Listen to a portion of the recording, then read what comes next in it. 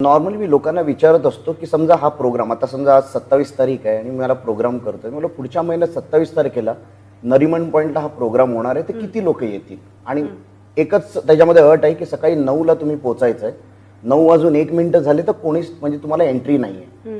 तर बरेच लोक हात वर करतात. मग मी त्यांना दुसरा प्रश्न विचारतो, नरिमन पॉईंटला कुठे आहे? लोक तेव्हा म्हणतात की सर तुम्ही सांगितलं नाही. मी म्हटलं तुम्ही विचारलंच नाही. बऱ्याच वेळा बिझनेसमध्ये आपल्याला जायचं कुठे हे माहिती आहे, पण काय केलं पाहिजे, कसं पद्धतीने केलं हा प्रश्नच आपण विचारत नाही. कुठे जायचंय मला हे मला माहिती आहे, पण आज मी कुठे हे माहित नाही. तर मी बोललो तुम्हाला जर माहितीच नाही नरिमन पॉईंटला कुठे यायचं तर तुम्ही पोहोचणार कसे तिकडे. दुसरी गोष्ट, मग त्यांना जरी सांगितलं नरिमन पॉईंटला पर्टिक्युलर जागेवर यायचं तर डेस्टिनेशन त्यांना समजलं, पण आज कुठे आहे. तर मी त्यांना विचारलं कधी तुम्ही नरिमन पॉईंटला कसं येणार किंवा किती वाजता पोहोचणार. तर कोणी 8 वाजता, कोणी 9 वाजता, कोणी 7 वाजता ह्या पद्धतीने सांगतो. मग मला तुम्ही कुठल्या बेसिसवर सांगतात की तुम्हाला माहिती आहे आज मी कुठे राहतो आणि त्या बेसिसवर तुम्ही प्लॅनिंग करणार. मग ह्याच पद्धतीने बिझनेसला पण हे तेच लागू होतं. तुम्हाला जायचं कुठे हे तुम्हाला माहिती आहे, पण आज तुम्ही कुठे आहात हे जर माहीत नसेल तर तुम्ही प्लॅनिंग नाही करू शकत.